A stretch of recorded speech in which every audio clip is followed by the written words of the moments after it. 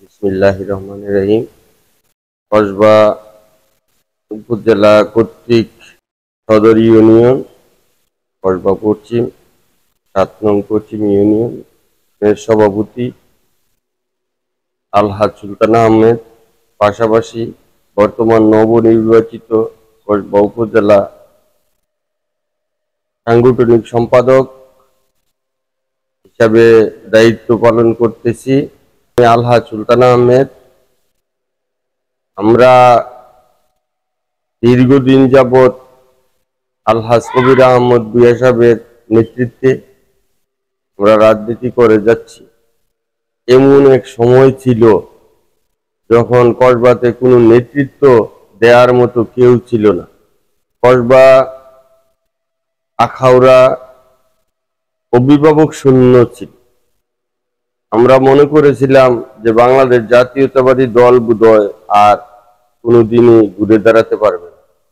এমনই এক সময় আমাদের পাশে এসে দাঁড়ালেন আলহাজ কবির আহমদ ভূঁইয়া সাহেব। উনি উনার দিক নির্দেশনা, উনার ত্যাগ তিতিক্ষা, উনি যেইভাবে কসবাকে ঢেলে সাজিয়েছিলেন, ওই সময় যখন মনে করেন আওয়ামী দুঃশাসনের বিরুদ্ধে মন্ত্রী আনিসুল হকের বিরুদ্ধে কেউ কথা বলার মতো লোক ছিল না, তখন আমাদের পাশে এসে দাঁড়িয়েছিলেন আলহাজ কবির আহমদ ভূঁইয়া। আমার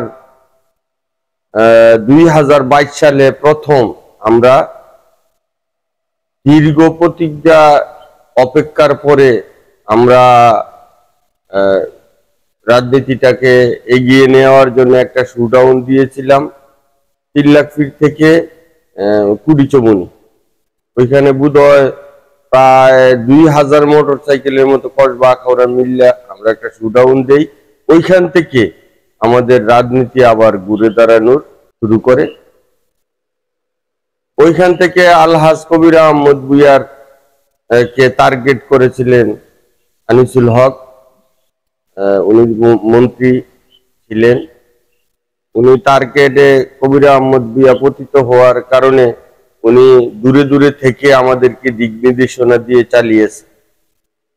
আমরা বিশেষ করে ধন্যবাদ জানাবো আমি আমাদের অ্যাডভোকেট ফখরুদ্দিন আহমদ খান সাহেব, আমাদের ওই সময়কার আহ্বায়ক, এবং শরীফুল ইসলাম স্বপন ভাই, যিনি নির্যাতিত হয়েছেন আমাদের সামনে। এত নির্যাতন কাউকে রাজনীতিতে কেউ হয় না। আলহাজ কবির আহমদ ভূঁইয়া সাহেব তাদেরকে দিক নির্দেশনা দিয়ে আমাদেরকে এই কমিটিগুলা করে। আমরা ওই সময় এই কমিটি নিতে তারা আজকে মনে করে যে আমি সংসদ সদস্য হব, আমি নেতা হব, আমি দলের নেতৃত্ব দেব, ওই সময় আমরা কাউকে পাই নাই। আমরা এই দলের নেতৃত্ব নেয়ার আগে অনেক মিনতি করেছি সবাইকে যে আপনারা দলের হাল ধরেন, কেউ এগিয়ে আসে না। যেমন আমি মনে করি আমি সদর ইউনিয়নের সভাপতি, কাইমপুর ইউনিয়নের মুকলেশ ভাই, পায়েক ইউনিয়নের নাজমুল,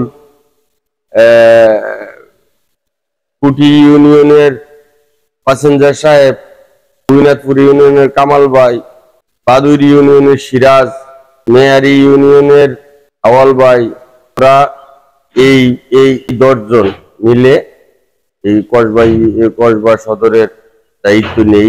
আমাদের উপরে যে কত নির্যাতন হয়েছে সময় সময়, কবির ভাই যদি আমাদের পাশে না থাকতো তাহলে আমরা রাজনীতিটা চালায় নিতে পারতাম।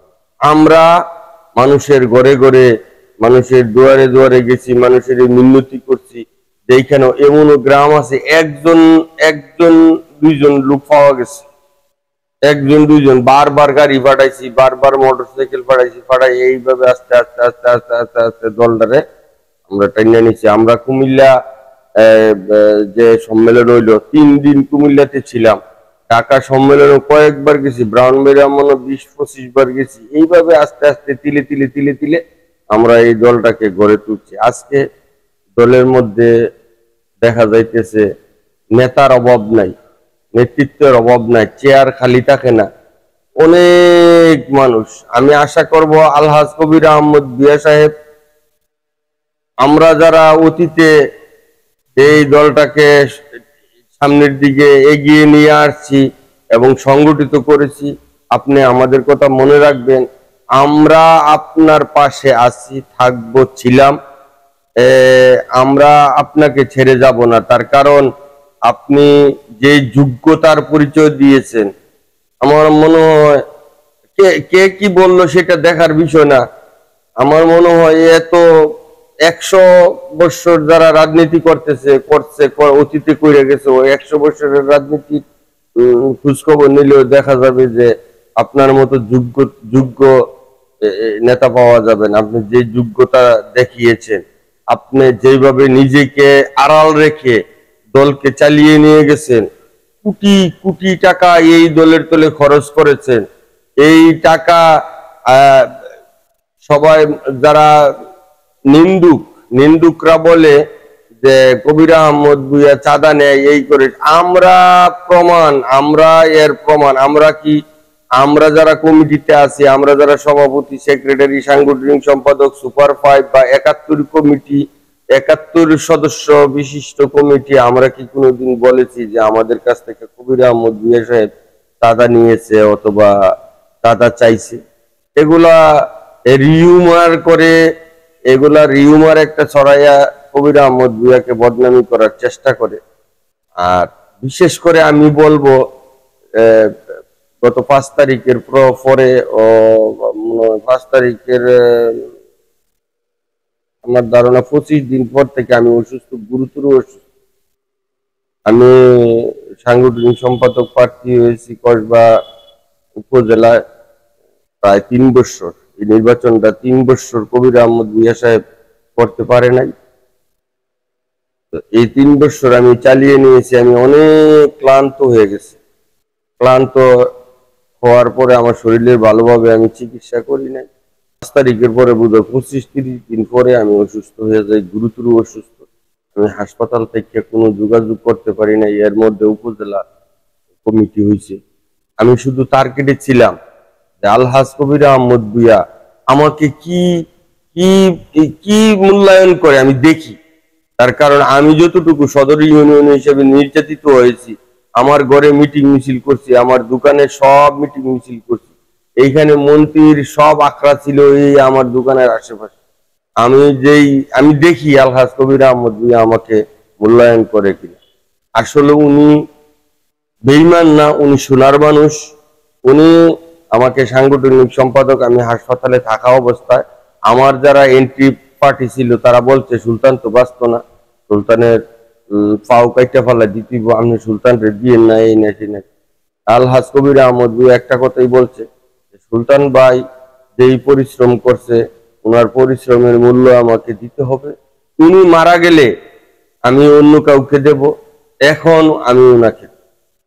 এই একটা মানুষ, এই যে আমি আমি আল্লাহকে হালেফ করে বলি, আমি একদিন 3 মাস হাসপাতালে ছিলাম।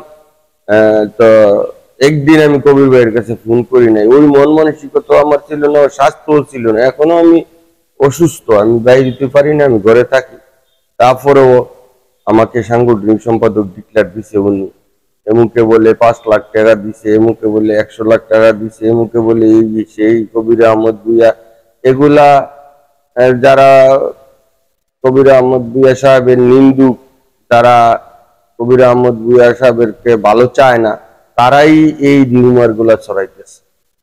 আসলে আমি রাজনীতি অথবা আমার চলাফেরা, আমার বয়স 55-56 বছর বয়স, আমার জীবনে এত ভালো মানুষ আমি দেখি নাই। উনি যেই আমার চোখে উনি একজন মহৎ লোক। নিঃসন্দেহে উনি একজন ভালো মানুষ। উনাকে উনি নিজের মুখে কোনোদিন বলে নাই যে আমি তো সংসদ সদস্য হব। উনি শুধু দলের হাল ধরে গেছে, কিন্তু আমরা জোর করে জায়গা জায়গায় ডিক্লারেশন করছি যে কবির ভাই আমাদের এই কসবা ব্রাহ্মণবাড়িয়া 4 আসনের সংসদ সদস্য হিসেবে আমরা দেখতে চাই। এবং আমরা যেই সুন্দরভাবে দলটাকে, বিশেষ করে স্বপন ভাই, ফখরুল সাহেব, তারা দুইজন চালিয়ে নিতেছে, আমরা এই কমিটি, কসবা উপজেলা বা ইউনিয়ন গুলা, আমরা একদম একটা পরিবারের মতো, আমরা চলাফেরা করতেছি। আমাদের মধ্যে কারোর সাথে কোনো দ্বিধাদ্বন্দ্ব নাই, হিংসা বিদ্বেষ নাই। আমরা হিংসা, কানাকানি, হানাহানি, আমাদের মধ্যে কে পদ পাইলো কে পাইলো না, এগুলা নিয়ে না। কিন্তু ওই আগে যারা অবসর বৈশা ছিল, যারা অপেক্ষায় ছিল 41 সালে আওয়ামী লীগ পতন হবে, তখন যে যদি বেঁচে থাকি দলের একটা দায়িত্ব নেব, আর এখন মনে করতেছে আমরা উপযুক্ত না, আমরা এই না সেই না, কবির আহমদ ভূঁইয়া তো কোনো নেতা হই না, কবির আহমদ ভূঁইয়া একজন খারাপ মানুষ, একজন সন্ত্রাস, একজন, মানে মনে যা চায় তাই বলতেছে। আমরা উনি, হ্যাঁ, আমি বিশেষ করে আলহাজ কবির আহমদ ভূঁইয়া সাহেবের সাথে যখন আসি, আমরা কিন্তু আসলে আমাদের যেহেতু সদর ইউনিয়ন আকসিনা গ্রাম, আমরা বেশিরভাগ এখানে মুশিউর রহমান সাহেবের সাথে আমরা ছিলাম, এবং আমার বাড়িতে 3-4 বার গেছে। এবং আমিও আগে যখন যেটা চাঁদা লাগছে, আমি যেহেতু প্রবাসে ছিলাম, আমি 36 বছর প্রবাসে ছিলাম, তো আমরা যখন, আমি একদিন ওই যে আপনার ইয়াতে গুইনাথপুর ইউনিয়ন, ওই চন্দ্রপুর গ্রামে একটা ছিল, এই প্রথম কবি সাহেবের সাথে আমার দেখা। ওইখানে দেখার পরই আমি ওনার ভক্ত হয়ে গেলাম। এই লোকটা 5 ওয়াক্ত নামাজ পড়ে, আপনি মনে করেন ওনার কাছে কোনো সময় আমরা কোনো, মানে একজন যোগ্য নেতা হওয়ার জন্য যা যা দরকার, কবির আহমদ ভূঁইয়া, আলহাজ কবির আহমদ ভূঁইয়া সাহেবের ভিতরে সবকিছু আমরা পাইছি। এবং আমরা আশা করি উনি আমাদের অভিভাবক হিসাবে আমাদেরকে চালিয়ে নেবেন।